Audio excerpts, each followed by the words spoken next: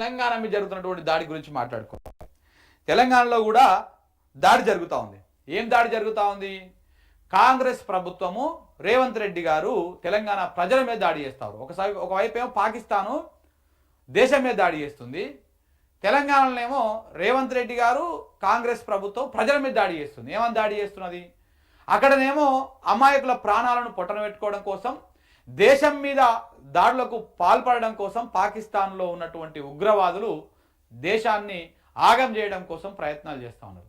ఇక్కడ నమ్మించి అధికారం ఇచ్చినటువంటి కాంగ్రెస్ పార్టీ నమ్మించి కుర్చీలో కూర్చోబెడితే ఇక్కడ కుర్చీ ఎక్కినటువంటి రేవంత్ రెడ్డి గారు ఈయననేమో ప్రజల మీద ప్రతీకారం తీసుకుంటున్నాడు.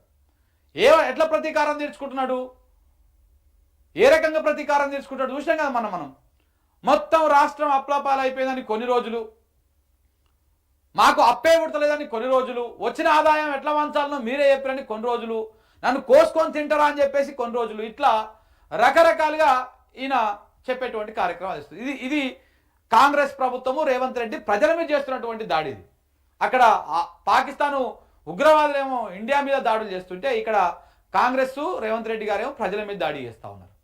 ఈ రకమైనటువంటి డోకా భాష ముచ్చట్లు చెప్పుకుంటా ఈ రకంగా అది చేస్తా ఉన్నారు. దాని గురించి కూడా మనము మాట్లాడుకున్నటువంటి ప్రయత్నం చేద్దాం మిత్రులారా. రేవంత్ రెడ్డి మాట్లాడిన దానికి ప్రజల నుంచి ఎట్లా ఉంది స్పందన? చేత కాకపోతే దిగిపో, సీఎం రేవంత్ మాటల పైన ప్రజల స్పందన. ఏడాదిన్నర దాటినా పాలన పైన పట్టు రాలే, పాతవి బంద్ అయినాయి, కొత్త హామీలు అమలు కాలే, రాష్ట్రాన్ని ఆగం చేస్తున్నాడన్న జనం, 10 ఏళ్ళు అభివృద్ధిలో దూసుకెళ్లిన రాష్ట్రం ఏడాదిలోనే పాతాళానికి పడిపోయిన పరిస్థితి, అప్పు కూడా పుట్టలేదంటున్న రేవంత్ రాజీనామాకు పెరుగుతున్నటువంటి డిమాండ్. ఏమంటున్నారు ప్రజలు? రేవంత్ రెడ్డి గారు ఆయన మాట్లాడిండు కదా, ఏ మాటకు ప్రజలు ఇట్లా అంటున్నారు ఒకసారి ఇక్కడ చూడండి, అవి కూడా చూపిస్తా మీకు. ఏ మాటకి ఇట్లా అంటున్నారు అంటే ఇక ప్రజలు ఈ మాటకు రాష్ట్రం ఆర్థికంగా బాగలేదు, అప్పు పుడతలేదు, అనా పైసా ఎవరు ఇస్తలేడు, ఎవరినైనా కలవడానికి పోతే బ్యాంకర్లు దొంగలను చూసినట్టు చూస్తున్నారు తెలంగాణ రాష్ట్ర ప్రతినిధులను.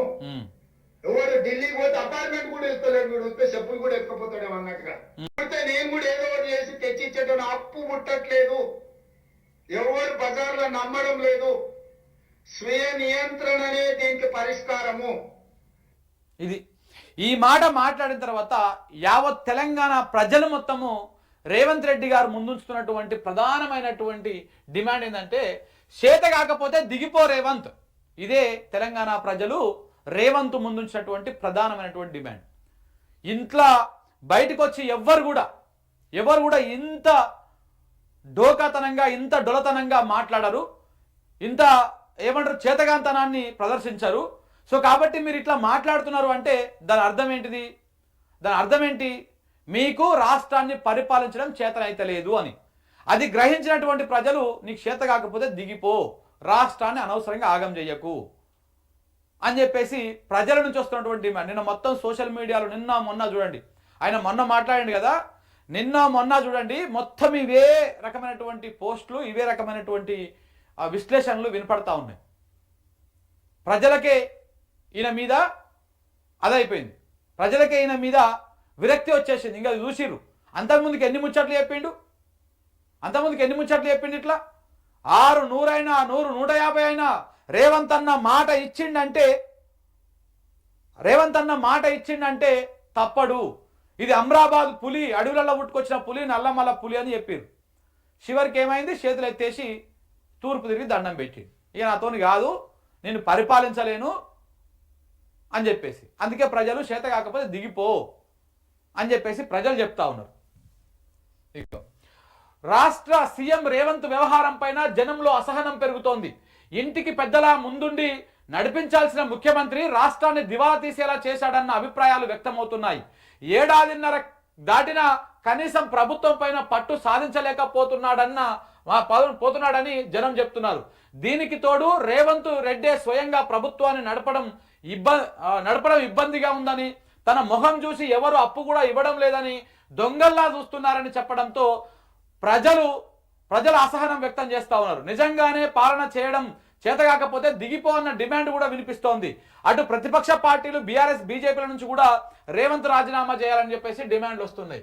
ఒకసారి నిన్న బక్కా జెర్సన్ అన్న ఒక వీడియో రిలీజ్ చేసిండు. దాంట్లో ఎంత అద్భుతంగా చెప్తాడు తెలుసా? ఇగో చూడండి ఒకసారి.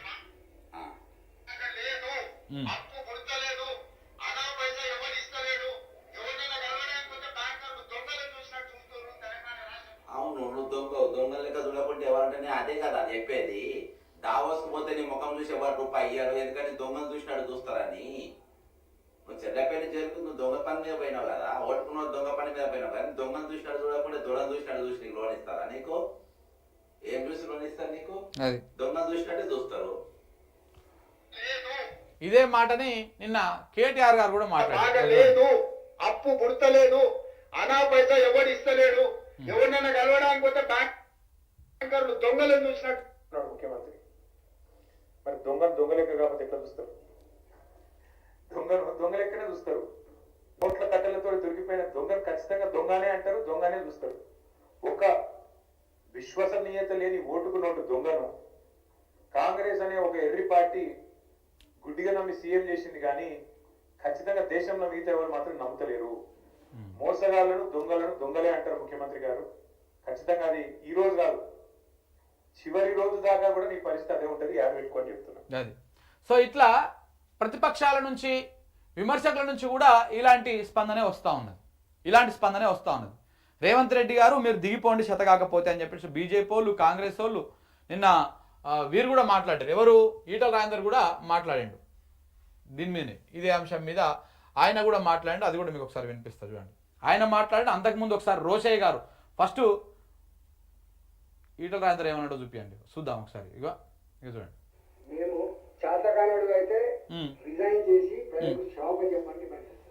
నీకు చేతకాయ నువ్వు 2024 ఎన్నికల కంటే ముందు ఏ ప్రగల్భాలు పలికినవో, ఏ హామీలు ఇచ్చినవో, ఏ మాటలు చెప్పినవో ఇవన్నీ నేను చేయలేను అని బేషరతుగా క్షమాపణ చెప్పి ముక్కు నేలకు రాసి తప్పుకో.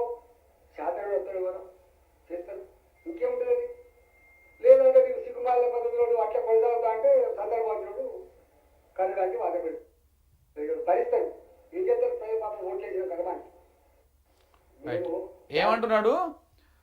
నీకు చేత కానప్పుడు, నేను నడపలేను అని చెప్పినప్పుడు దిగిపో, నువ్వు రాజీనామా చేయి. నువ్వు ఒకవేళ నువ్వు రాజీనామా చేయకుండా అలాగనే సిగ్గు లేకుండా అలాగనే దాన్ని కొనసాగిస్తే, అలాగనే కుర్చీలో కూర్చుంటే రేపు ప్రజలు అవకాశం వచ్చినప్పుడు దింపేస్తారు అని చెప్పేసి ఈటల రాజేందర్ గారు అంటున్నారు. మనం అనే మాట కాదు ఇది. సిగ్గు లేకుండా అనే పదం కూడా ఆయననే వాడిండు. అంటే రేవంత్ రెడ్డి గారి ఆయన గౌరవ మర్యాదలు ఏ రేంజ్లో పెరుగుతా ఉన్నాయి తెలంగాణ రాష్ట్రంలో మనం అర్థం చేసుకోవాలి ఇక్కడ. సో కాబట్టి ఇటు బీజేపీ నుంచి, ఇటు బీఆర్ఎస్ నుంచి, ఇటు విమర్శకుల నుంచి, ఇటు కాంగ్రెస్ వాళ్ళ నుంచి కూడా డిమాండ్ వస్తూ ఉంది. ఏమని? ఇక నీకు చేత కాదు, నువ్వు దిగిపో, ఇజ్జత్ మొత్తం తీసినావు, నువ్వు దిగిపో అని చెప్పేసి డిమాండ్ వస్తూ ఉంది. అట్లనే ఇగో గతంలో పాపం ఈయన స్వర్గస్థులు అయ్యారు రోషయ్య గారు.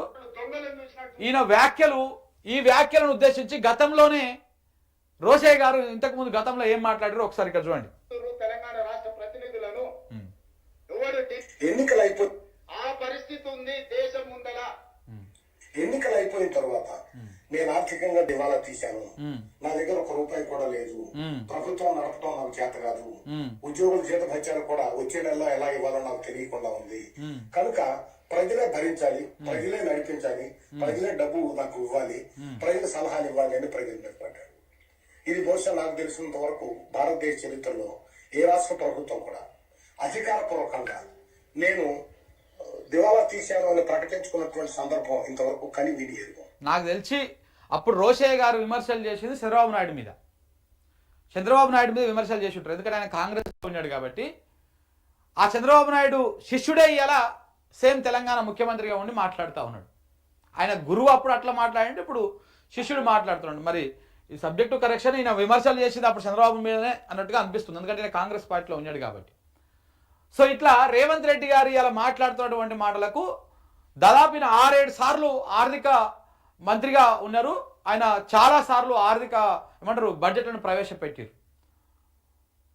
సో అట్లా ఈయన ఆర్థికంగా కొంత ఆర్థిక శాఖలో కొంత అనుభవం ఉన్నటువంటి వ్యక్తి, రాజకీయాల్లో పనిచేసినటువంటి వారు. సో ఆయన అన్నటువంటి మాటలు ఇప్పుడు రేవంత్ రెడ్డికి బాగా సూట్ అయిపోయినాయి.